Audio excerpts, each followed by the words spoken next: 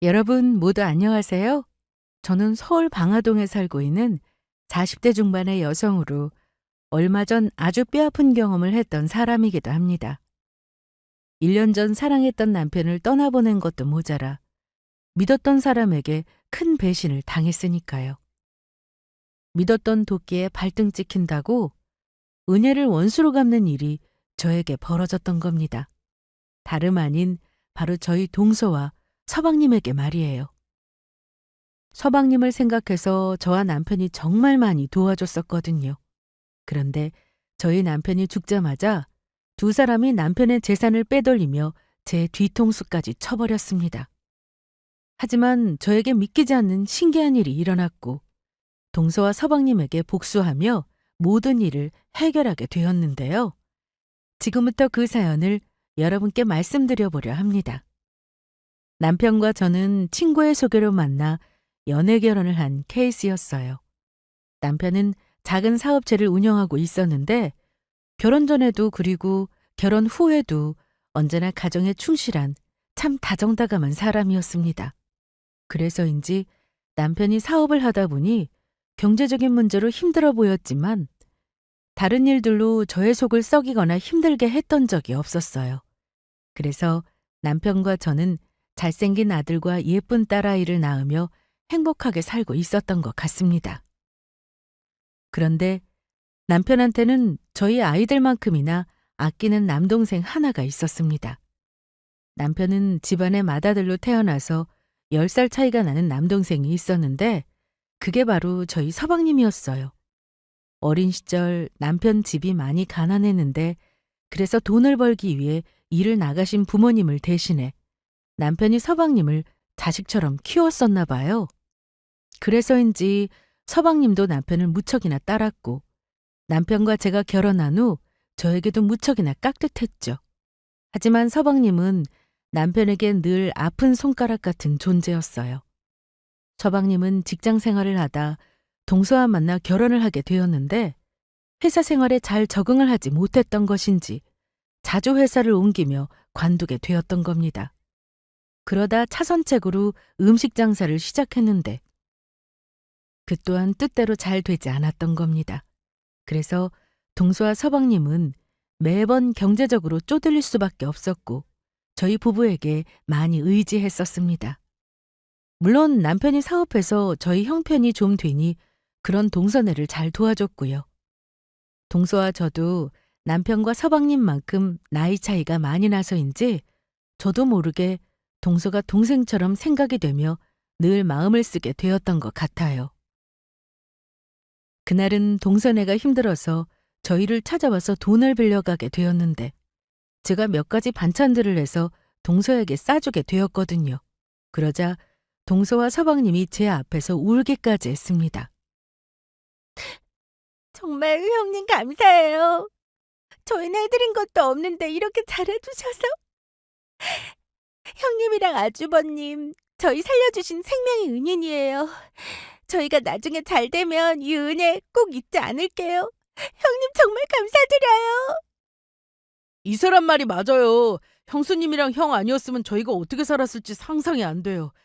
형수님 정말 감사합니다. 무슨 말을 그렇게 하세요. 우리도 가족인데 서로 힘들 때 돕는 게 당연한 거죠. 그러니까 동서도 서방님도 모두 기운 내세요. 열심히 살다 보면 분명히 좋은 날이 올 거예요. 하지만 동서네는 좋은 일보다 안 좋은 일들만 더 많이 생겼습니다. 이번엔 정말로 동서네에 큰일이 생겼던 거예요. 서방님이 가게 일을 하면서 빚이 많이 졌던 것인지 동서네 집으로 빚쟁이들이 들이닥친 것입니다. 당장 돈을 갚지 않으면 서방님을 고소하겠다며 난리를 피우는 바람에 자칫 잘못하다간 서방님이 정말로 간방이 가게 생긴 것이죠. 물론 그때 남편 사업이 조금 힘들어지면서 저희도 넉넉한 형편은 아니었지만 그렇다고 멀쩡한 사람을 전과자로 만들 수도 없는 노릇이라 남편과 저는 큰 결단을 내릴 수밖에 없었습니다. 여보, 우리 집을 팔아서 동서네를 좀 도와주는 건 어때?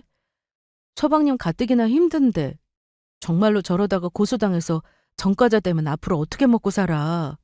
그러니까 동선애보다 좀 나은 형편인 우리가 도와주자. 여보, 정말 그래도 괜찮겠어? 나야 그래주면 고맙긴 하지만 당신 이 집 샀을 때 드디어 내 집 생겼다고 엄청 좋아했었잖아. 당신이 알뜰하게 살림해서 한 푼 두 푼 모아서 산 집인데 그렇게 해도 되는지 모르겠어. 그리고 우리 애들은 또 어떻게 하고? 여보, 집 한 돈을 다 동선애 도와주자는 것도 아니고 우리야 살림만 조금 줄여서 이사 가면 되는 거잖아. 집이야 나중에 당신 사업 더 잘 되면 그때 지금보다 더 좋은 집 사서 이사 가면 되는 거고. 일단 사람부터 살리고 봐야 하지 않겠어? 여보, 정말 고마워. 내가 무슨 복이 있어서 당신처럼 좋은 사람을 아내로 둔 건지 모르겠어. 내가 정말 열심히 일해서 당신 꼭 호강시켜줄게. 조금만 기다려줘. 여보, 당신 이미 충분히 나한테 좋은 남편이야. 그러니까 너무 무리하지 않아도 돼. 당신이랑 애들이 있어서 난 지금도 충분히 행복하니까. 내 친구들도 나보고 당신처럼 자기 부인 챙기면서 가정적인 사람도 없다면서 좋은 사람이랑 결혼했다고 얼마나 부러워하는데. 그러니까 우리 더도 말고 덜도 말고 지금처럼만 살자. 그래, 그러자. 여보, 고마워. 남편이 평소 저에게 못해줬거나 섭섭하게 했다면 저도 그렇게까지 서방님과 동서를 도와주는 일은 하지 않았을 겁니다.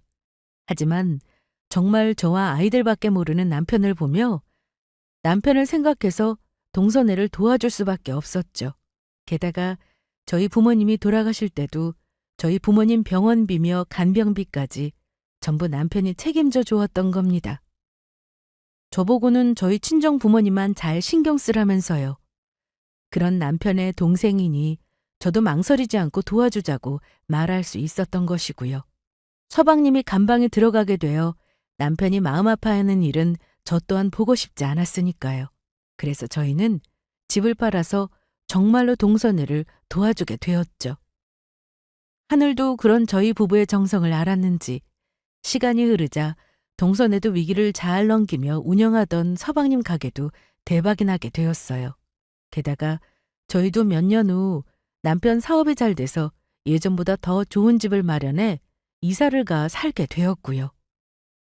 그런데 동서네가 잘 되자 저희 부부를 대하는 태도가 조금씩 이상하게 변하기 시작했습니다.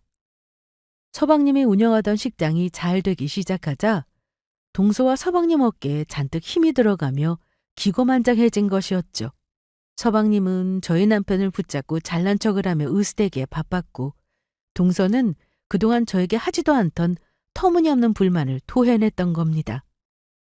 그날은 동서네가 놀러 왔기에 제가 평소처럼 동서네가 들고 갈 음식을 싸주려고 했거든요. 그런데 그전까지 아무 불만 없이 잘 먹던 제 음식에 대해 불만을 쏟아붓기 시작했던 거죠.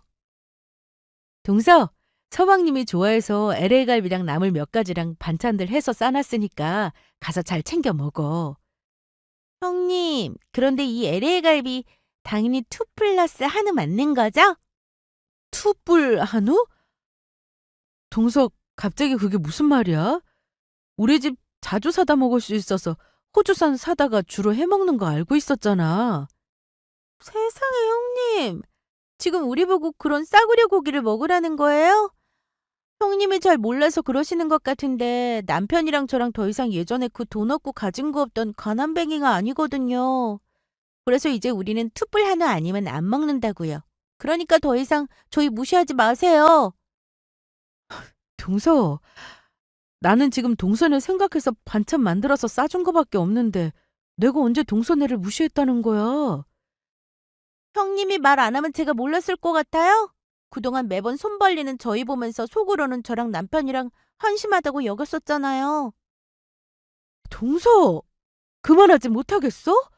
아무리 그래도 이건 말이 좀 지나치네.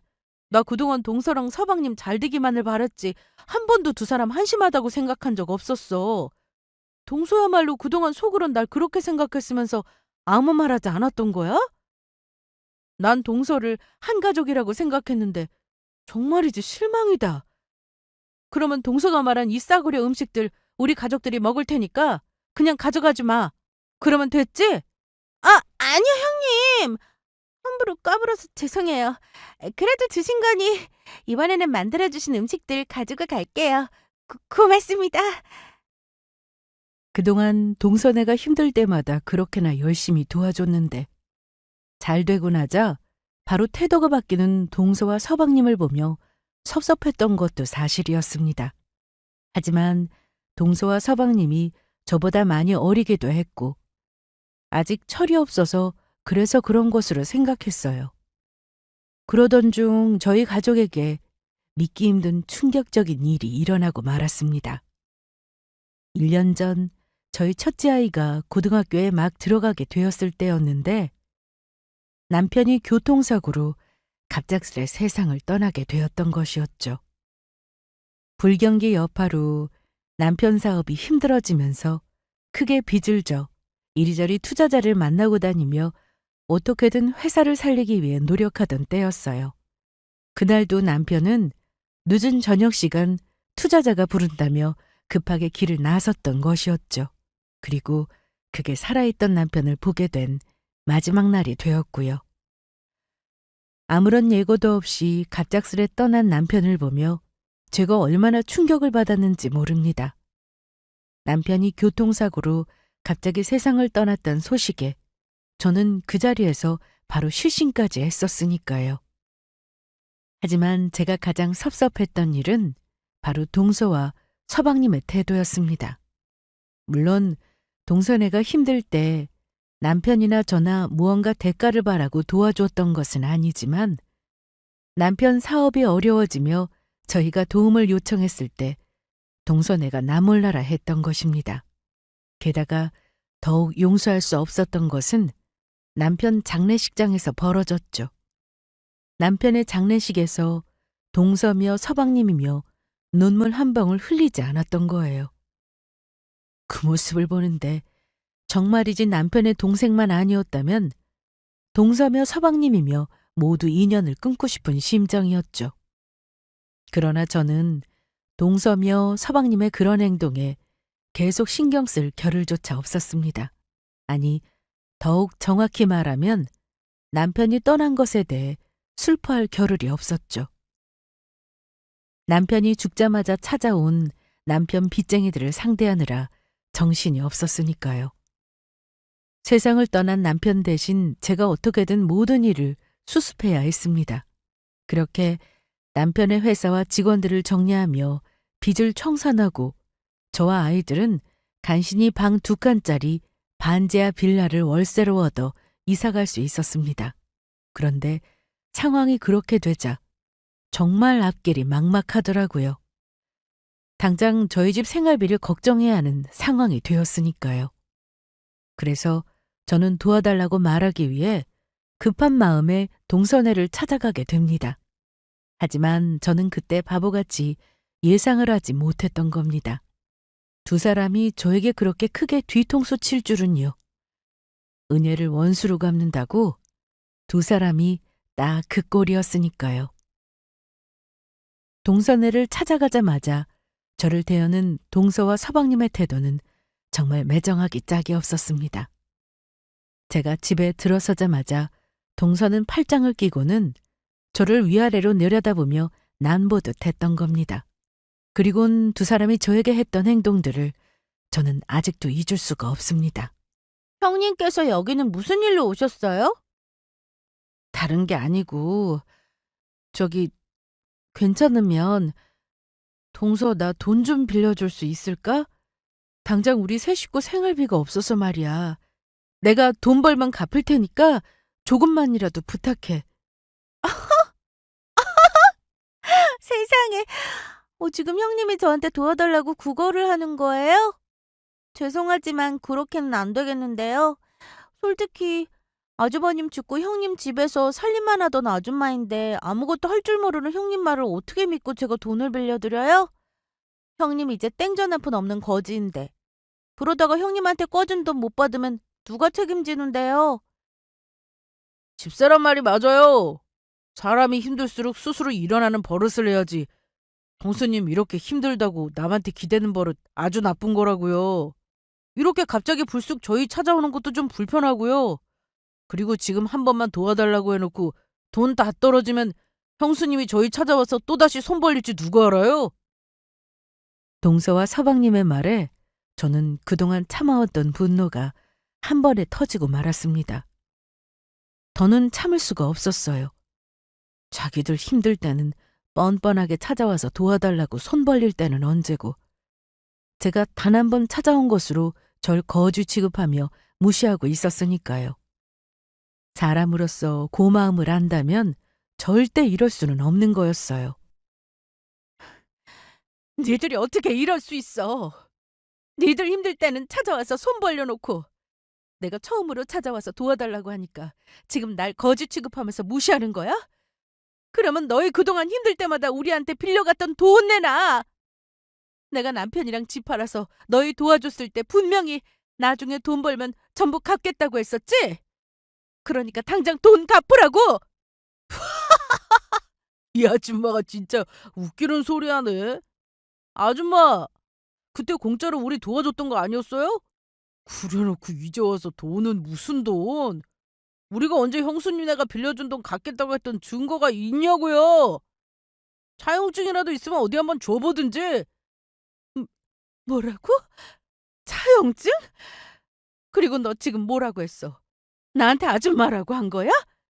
어차피 형도 죽었고 그러면 이제 남남 아닌가? 그리고 아줌마를 아줌마라고 부르지. 그러면 뭐라고 부르는데? 형님이 정 힘들면 우리 집 가정부나 하세요. 그래도 뭐 그동안 봐온 정이 있으니까 내가 그 돈을 쳐줄게. 싫으면 우리 집에서 그만 나가든지. 보자 보자 하니까. 뭐?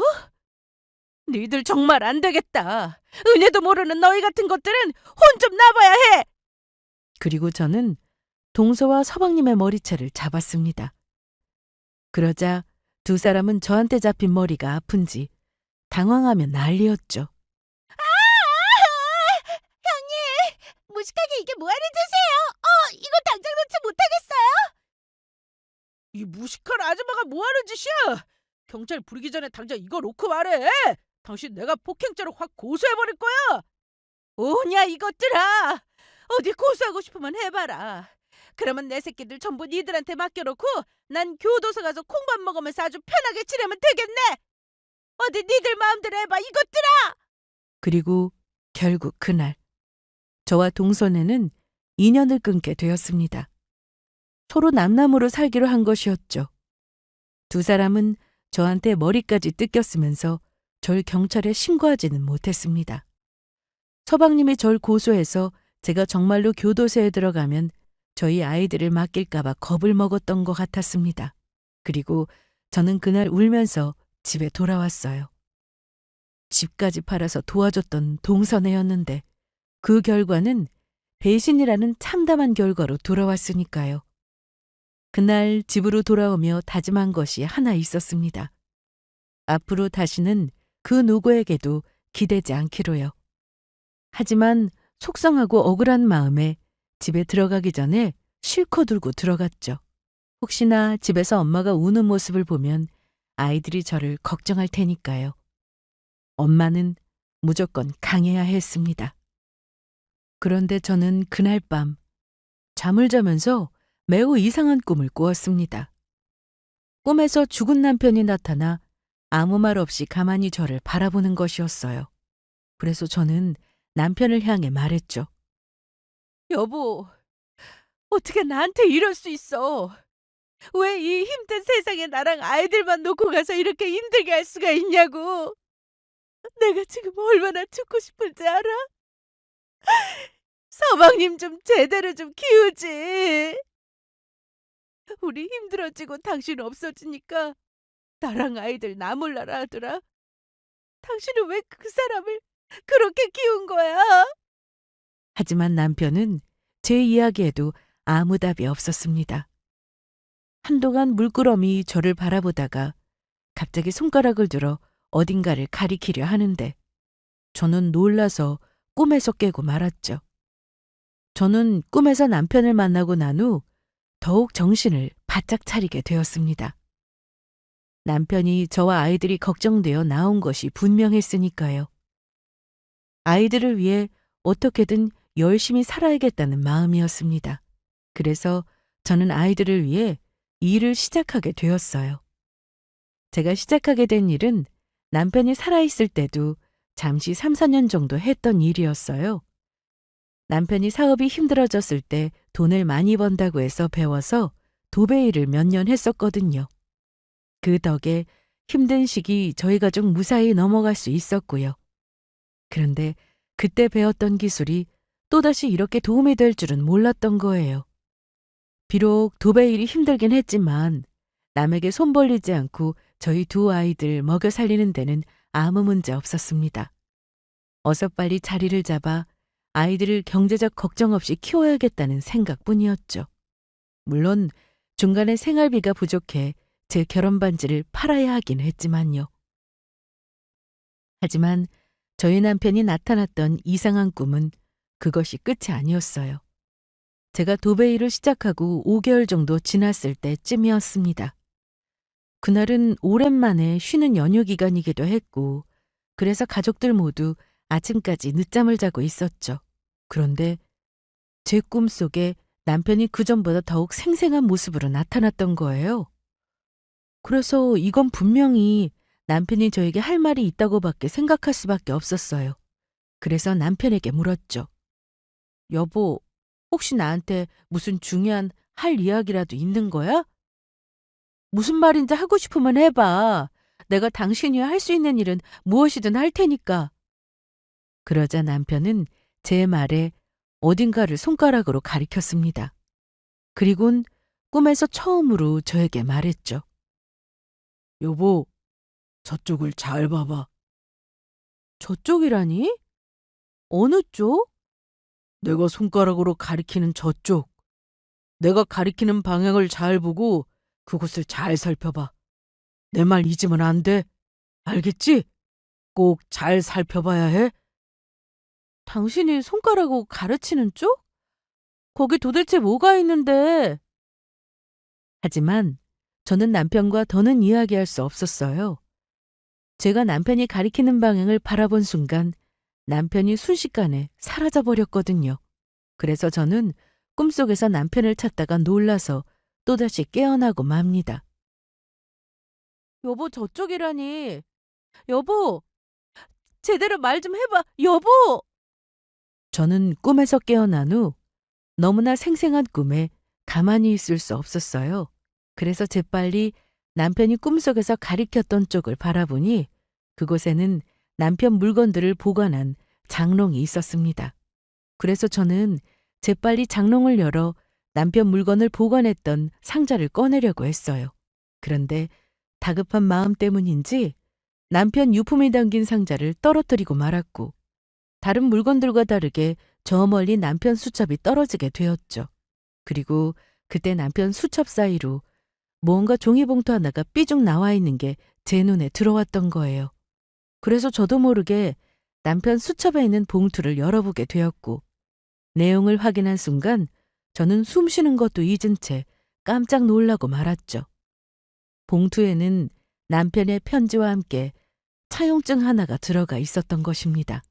그것도 다름 아닌 남편이 서방님에게 자그마치 10억이라는 거금을 빌려주면서 받았던 차용증이었어요. 사실 서방님이 힘들었을 때 남편이 서방님에게 10억을 빌려준 적이 있었거든요. 그때는 분명히 남편이 저한테는 서방님한테 빌려줬던 10억을 받았다고 했었는데 그게 아니었던 겁니다. 남편은 차용증만 받아놓은 채 아직 10억을 받지 못했던 거예요. 저는 떨리는 손으로 남편이 남긴 편지를 읽어 내려가기 시작했죠. 여보, 그럴 일은 없겠지만 혹시 모를 일을 대비해서 당신에게 이 편지를 남겨. 사실 동생한테 빌려줬다고 했던 10억 아직 받지 않았어. 그러니까 절대로 그럴 일은 없겠지만 내가 만약 당신과 아이들 곁에 있을 수 없는 상황이 온다면 당신이 내가 이 편지랑 같이 남긴 차용증을 보고 꼭 동생한테 빌려줬던 10억 받아내. 동생이 지금은 돈이 없다면서 나중에라도 꼭 나한테 빌린 돈을 갚겠다고 말을 하긴 했는데 요즘 그 녀석 변화 모습 보니까 내가 마음이 놓여야지 말이야.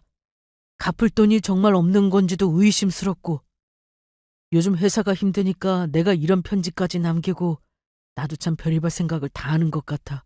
그래도 무엇이든 만약을 대비하는 게 좋으니까. 여보, 나 잘한 거 맞지? 여보, 요즘 내 사업 때문에 많이 힘들겠지만 우리 조금만 버텨보자. 이번 고비만 잘 넘기면 앞으로는 정말로 큰 걱정 없이 우리 예전처럼 다시 잘 살 수 있을 거야. 여보, 예전부터 말한 거지만 나라는 부족한 사람한테 와줘서 정말 고마워. 언제나 고맙고 사랑해. 남편이 편지를 쓴 날짜를 보니 남편이 떠나기 몇 달 전 남긴 것이었습니다. 가장으로서 저희 가족 앞날이 걱정이 되니 혹시 모를 일에 대비를 해왔던 것이죠. 남편은 세상을 떠나고도 저희 가족이 걱정되어 제 꿈에 나타났던 겁니다. 그래서 제가 서방님 집에 찾아가서 문전박대를 당했던 날도 제 꿈에 나타났던 건가 봅니다. 바로 이 사실을 알려주기 위해서요. 남편이 세상엔 없지만 저희 가족을 지켜주고 있다는 생각에 저는 그만 눈물을 쏟고 말았습니다. 그리곤 소리내어 펑펑 울었죠. 여보, 그래서 내 꿈에 나왔던 거구나. 이거 알려주려고. 그래서 내 꿈에 찾아주었던 거야. 여보. 제 울음소리에 저랑 같이 자고 있던 중학교 3학년인 딸아이가 깜짝 놀라서 잠에서 깨고 말았죠. 그리곤 놀란 얼굴로 울고 있는 저에게 가까이 와서 말했어요. 엄마 왜 그래? 무슨 일 생긴 거야? 아빠가 너무 보고 싶어서 그래? 그러자 저희 아들도 제 울음소리에 놀라 자기 방에서 나와 바로 달려왔어요. 엄마 왜 울어? 무슨 일이야? 아빠 떠나고 너무 힘들어서 그래? 엄마, 우리가 아직 어려서 미안해. 나랑 동생이랑 빨리 커서 엄마 꼭 호강시켜줄게. 나 사실 엄마가 작은 아빠네 다녀와서 밖에서 몰래 우는 거 다 봤어. 엄마가 작은 엄마랑 작은 아빠한테 도와달라고 작은 아빠네 갔던 날 두 사람이 엄마 쫓아냈던 거 맞지? 자기들은 힘들 때마다 항상 우리 집 찾아와서 도와달라고 했으면서 두 사람은 정말 쓰레기들이야. 내가 얼른 커서 성공해서 작은 엄마랑 작은 아빠 코 납작하게 만들어주고 말겠어. 두 사람 다 가만 안 둬. 오빠 말이 맞아. 엄마, 내가 반드시 성공해서 엄마 고생한 만큼 꼭 효도하며 살게. 그러니까 울지 마. 동명아, 수지야. 엄마가 그래서 우는 거 아니야. 우리 이제 살았어. 앞으로 너희들 고생 안 해도 돼. 엄마가 능력이 없어서 너희들 고생하는 거 보면 얼마나 미안했는데 앞으로는 엄마가 너희들 고생 안 시키고 편하게 살게 해줄게. 우리 이제 고생 끝났어. 하지만 다음에 이어지는 아이들 말에 저는 더더욱 눈물을 흘리고 말았죠. 엄마, 혹시 우리 때문에 더 무리해서 일하려고 그러는 거야? 엄마 그렇게 하지 않아도 돼. 우리 이미 엄마랑 이렇게 같이 살 수 있는 것만으로도 행복한 걸. 아빠 떠나고 느꼈어.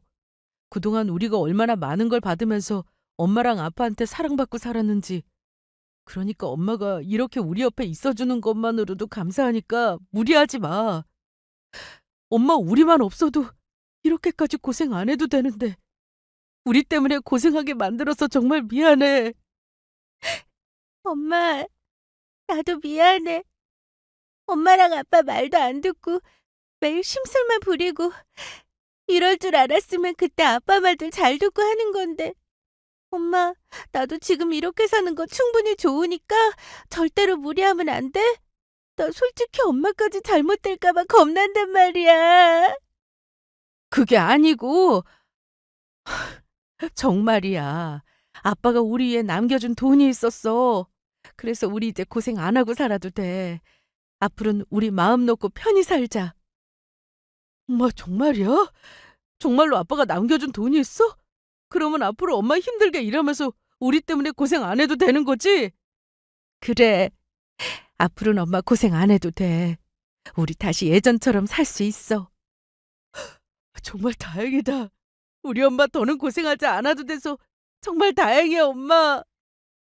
저희는 셋이 서로를 꼭 부둥켜 안고 펑펑 울었어요. 그리고 남편이 서방님한테 빌려준 돈을 받기 위해 전 철저한 준비를 시작합니다. 바로 서방님네에게 저희 남편이 빌려줬던 10억을 받아내기 위해 변호사를 선임하게 된 것입니다. 변호사님 말로는 남편이 서방님에게 받은 차용증이 이미 법적 공증까지 받은 거라 돈을 받아내는 데는 아무 문제가 없을 거라고 하더라고요. 그러던 어느 날 제 속이 뒤집어지는 일이 생깁니다. 서방님에게 소송을 준비하고 있는데 갑작스레 동서와 서방님이 저희 집을 찾아왔던 겁니다. 그날은 제가 다른 때보다 일이 일찍 끝나 아이들보다 집에 일찍 돌아오는 날이었거든요. 두 사람을 보자 뺨을 날리고 싶은 걸 간신히 참았지요. 남편이 떠나고 저희 가족이 힘들게 사는 걸 봤으면서 저희 남편에게 빌린 돈을 갚기 싫어 숨기고 있던 두 사람은 정말이지 괘씸하기 짝이 없었으니까요. 하지만 소송 준비를 마칠 때까지는 저 또한 모르는 척을 해야 했습니다. 안 그랬다간 동서와 서방님이 무슨 일을 꾸밀지 알 수 없었으니까요. 그래서 저는 두 사람을 보자마자 이야기했죠. 이미 영 끊은 지가 언제인데 여긴 왜 찾아온 거야? 왜 찾아오긴요? 혹시 지금이라도 형수님이 반성하고 있으면 저희가 형수님 용서하고 받아주려고 찾아온 거죠? 남편 말이 맞아요. 그동안 저희한테 했던 일도 형님이 사과하면 저희가 너그럽게 용서해드릴게요. 어때요? 좋죠? 우리가 형님네 집들이 한다고 이렇게 선물로 시장에서 콩나물이랑 계란도 좀 사왔다고요. 그런데 형님 집에 먹을 것 좀 있어요? 반찬 있으면 우리 좀 싸주지. 요즘 제가 여러 모임 나가느라 집에서 살림을 못했으니 저희 집에 먹을 게 하나도 없는 거 있죠. 그러니까 제가 사온 이 콩나물이랑 계란으로 우리 가기 전에 콩나물 무침이랑 계란말이 좀 해주시고 집에 있는 반찬들 좀 예전처럼 다시 싸주세요. 그 말에 저는 참고 있던 이성의 끈을 놓고 말았죠. 그래서 동서가 손에 들고 온 콩나물과 계란을 확 낚아채 버렸죠. 내가 그날 동선에 찾아갔을 때 그렇게 날 문전박대하면서 동선의 가정부의를 하라느니 마느니 하면서 쫓아내놓고 지금 나한테 뻔뻔하게 콩나물 무침이랑 계란말이를 해달라는 거야? 그것도 우리 집 집들이 선물로 시장에서 사온 이 콩나물이랑 계란 나부랭이로? 예. 그래도 형님네 형편에 콩나물이랑 계란 정도는 저희한테 정말 고마워해야 하는 거 아닌가요? 오냐 좋다. 내들이 정원하면 내가 콩나물이랑 계란으로 아주 맛나게 요리해줄게. 형님 정말이세요? 그러면 형님이 만든 다른 반찬들도 우리 싸주시는 거 잊지 마세요. 형수님 요리 잘하시는데 오랜만에 저희 형수님이 만든 음식으로 포식하게 생겼네요. 저는 말이 끝나기가 무섭게 콩나물을 동서랑 서방님 머리에 쏟아 부어버렸습니다.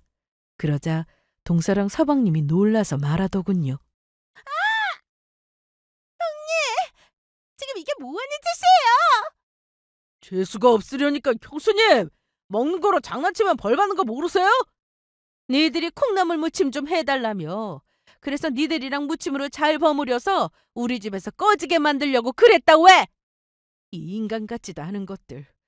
힘들어서 도와달라고 찾아간 나를 거지 취급하면서 매정하게 쫓아내놓고 어디서 뻔뻔하게 반찬을 해달라고 하고 있어? 그렇게 콩나물 무침이랑 계란말이가 먹고 싶으면 니들이 직접 해서 처먹어라 이 잡것들아! 전 손에 들려있던 계란을 동서와 서방님한테 던져버렸어요. 그러자 두 사람은 계란 맞는 게 아팠는지 아주 난리가 났더라고요. 아파요.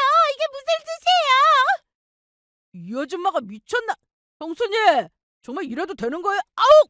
계란 비린내! 니들이야말로 이게 무슨 짓이야? 불난 집에 부채질하는 것도 아니고 니들보다 못 사는 집에 찾아와서 반찬 구걸이 말이 된다고 생각하냐? 이 양심도 없는 쓰레기 같은 것들! 경찰 부르기 전에 당장 꺼져! 꺼지라고! 형님 두고 봐요. 오늘 일 분명히 후회하게 될 테니까. 형수님, 우리 이렇게 내쫓았던 거 나중에 후회나 하지 마세요. 이젠 정말로 당신 국물도 없을 줄 알아. 니들이나 오늘 일 후회하지 마. 곧 니들이 땅을 치고 후회할 일이 생길 테니까. 어디 그때 가서도 지금처럼 큰 소리 칠 수 있는지 보자고. 저는 두 사람이 언제까지 그럴 수 있나 두고 보자는 심산이었습니다. 동서와 서방님에게 복수할 날도 얼마 남지 않았으니까요. 저희 남편에게 빌려간 돈을 내놓으라고 할 때도 두 사람이 어디 저한테 큰 소리 칠 수 있나 보려고 했던 겁니다. 그렇게 저는 피눈물 나는 복수를 준비하며 모든 준비를 마쳤을 때쯤 동서에게 다시 연락을 하게 됩니다. 하지만 그 사실을 알 리 없는 동서는 오히려 저에게 큰 소리를 치며 전화를 받더라고요. 형님 왜 전화하셨어요? 왜요? 저번에 저한테 잘못했던 거 사과라도 하려고 전화하신 거예요? 그러게 사과할 거면 그때 저한테 그렇게 나오지 말았어야죠. 본인 본수에밖에 알아서 저랑 남편한테 기어야 할 거 아니에요. 다른 말 필요 없고 우리 좀 만나. 내가 동서랑 서방님한테 중요하게 할 이야기가 있으니까. 사과하려고 만나자고 하려는 거면서 아닌 척 하기는. 알겠어요. 형님이 원하니까 우리가 만나주긴 하는데 저번처럼 그러면 그때는 정말 국물도 없을 줄 알아요? 저는 동서와 서방님을 저희 집으로 부르게 되었습니다. 아이들은 혹시 모를 일을 대비해 친한 친구네 있게 한 상태였고요. 동서와 서방님은 저희 집에 도착해 저를 보자마자 역시나 뻔뻔하게 나왔습니다. 자, 우리도 왔으니까 어서 이제 사과하세요. 형님 저희한테 사과하려고 보자고 한 거잖아요. 그래서 저희한테 어떻게 사과하실 거예요? 형수님이 만나자고 해서 저 바쁜 시간 쪼개서 온 거니까 용서받고 싶은 거면 제대로 사과를 하셔야 할 겁니다. 그래야 제가 용서하고 다시 가족으로 받아들여 줄 테니까. 아니? 난 사과 못 하겠는데? 지금 사과할 사람은 내가 아니고 너희들 같아서 말이야. 이거나 보고 말해. 저는 그렇게 말하며 서방님이 저희 남편에게 10억을 빌려가면서 썼던 차용증 사본을 내밀었습니다. 그리고 서방님과 동서는 제가 내민 차용증 사본을 보더니 얼굴이 정말 하얗게 질려서는 기겁을 하고 말았죠. 이건 니들이 말 안 하면 내가 영원히 모를 줄 알았지? 니들이 우리 남편한테 10억 빌려가면서 썼던 차용증이야. 그러니까 우리 남편한테 빌려갔던 10억이랑 이자까지 합쳐서 당장 갚아. 그제야 무언가 크게 잘못됨을 감지한 동서랑 서방님이 제 앞에 무릎 꿇고 애원하기 시작했습니다. 형님, 저희가 잘못했어요. 그러니까 좀 봐주시면 안 돼요? 10억이 남의 집 개 이름도 아니고 지금 당장 어디서 구해요? 맞아요, 형수님. 우리가 남도 아니고 그동안 정을 봐서라도 좀 봐주시면 안 될까요?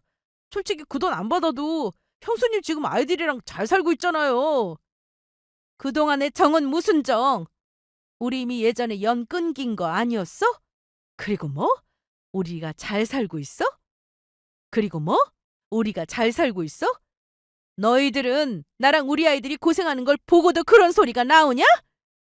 게다가 니들 말 맞다나 남의 집 개 이름도 아니고 10억이나 되는 돈을 우리 남편한테 빌려갔으면서 어떻게 입 싹 닫고 그동안 모르는 척 살 수가 있어? 나 혼자면 몰라도 내 새끼들까지 굶고 있는 걸 봤으면서 어떻게 그러냐고! 니들은 나뿐만 아니라 내 새끼까지 죽이려 한 거나 다름없어! 이 배은망덕한 것들! 지금 형수님이 몰라서 그렇지 아마 저희 사정 말씀드리면 절대로 그런 소리 못 하실 거예요. 형수님도 가슴 아파서 눈물 흘리실 거라고요. 사실은 요즘 저희 가게 장사도 안 되고 너무 힘들어요. 가게에 손님들이 안 와서 파리만 날리고 당장 망하게 생겼다고요. 그래서 저번에도 형수님한테 여유 되시면 도와줄 수 있는지 물어보려고 찾아왔던 거예요. 그런데 지금 이런 상황에서 형수님한테 빌렸던 10억 갖고 나면 이번에 정말 저희 망할지도 몰라요.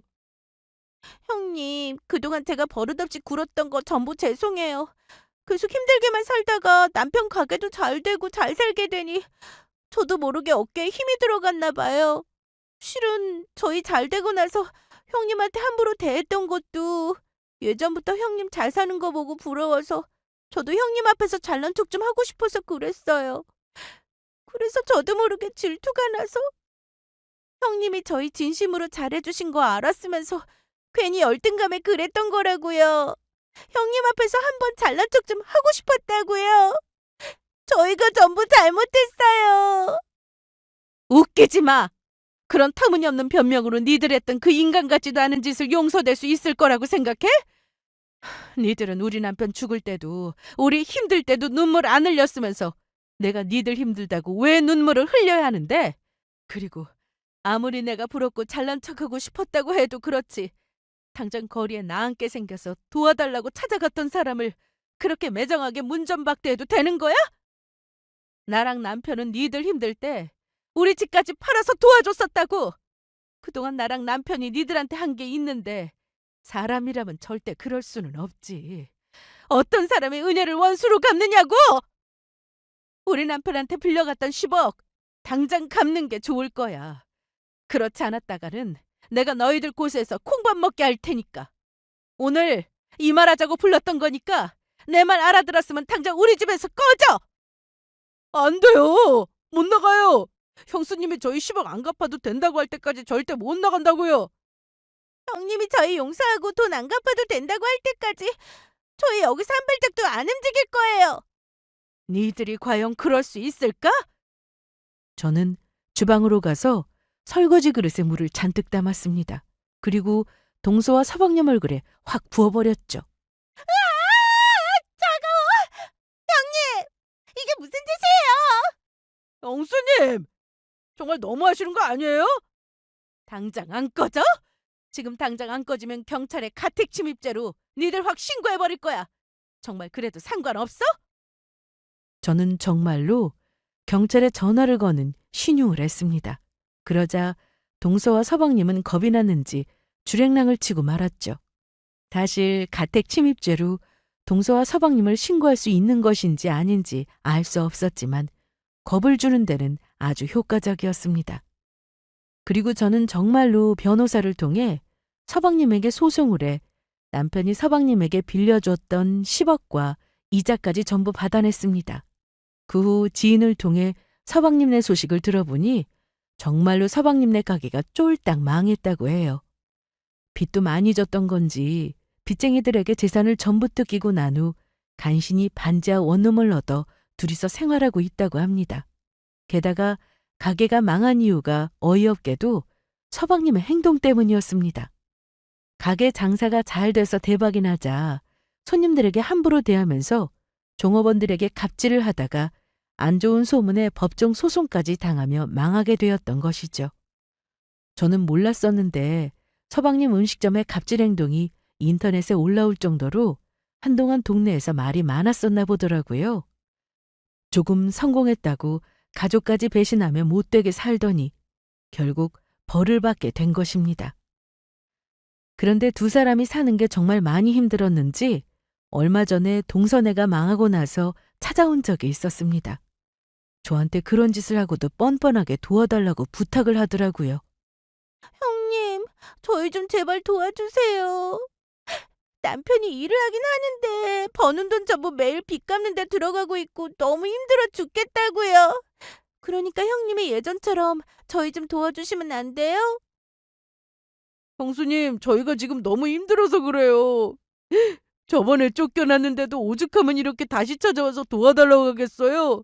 그러니까 제발 저희 좀 도와주세요. 아니, 그렇게는 못하겠는데? 니들 같은 인간들은 좀 고생을 해봐야 정신을 차려서 다시는 못된 짓 할 마음을 못 먹지. 은혜도 모르고 인간 같지 않게 살면 니들처럼 되는 거라고. 알겠냐? 그 후 동서와 서방님이 저를 찾아오는 일은 없었습니다.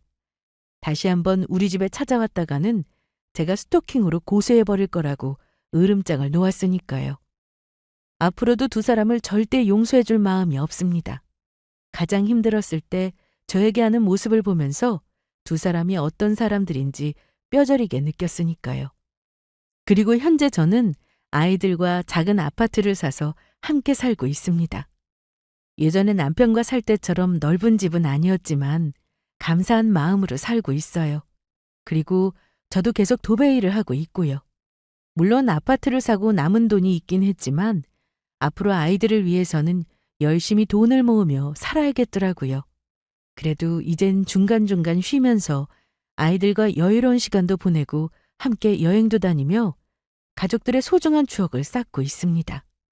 그런데 저는 남편의 수첩을 확인하다가 또 한 번 깜짝 놀라는 일이 있었습니다. 아파트로 이사하면서 남편 짐들을 다시 정리하다가 남편의 수첩을 다시 보게 되었거든요. 그런데 수첩에는 서방님에게 돈을 빌려줬던 차용증만 들어있던 것이 아니었죠. 남편의 수첩 안에는 저의 가족 사진도 들어있었어요. 그리고 사진 뒷면에는 나의 보물이라고 남편이 적은 글씨가 적혀 있었죠. 그 사진을 보는데 어찌나 눈물이 났는지 모릅니다. 남편이 하늘에서 저희 가족을 지켜주고 있다는 느낌이 강하게 들었으니까요. 그러니까 남편이 꿈에 나와 저희를 도와줬던 거로 생각합니다. 그래서 남편 몫까지 제가 아이들을 열심히 잘 키워보려고요. 나중에 제가 나이가 들어 남편 곁으로 가게 된다면 남편에게 아이들을 위해 열심히 살았다고 말하고 싶습니다. 그러면 이만 제 사연을 끝낼게요. 모두 늘 건강하시고 행복하시길 기원합니다. 감사합니다.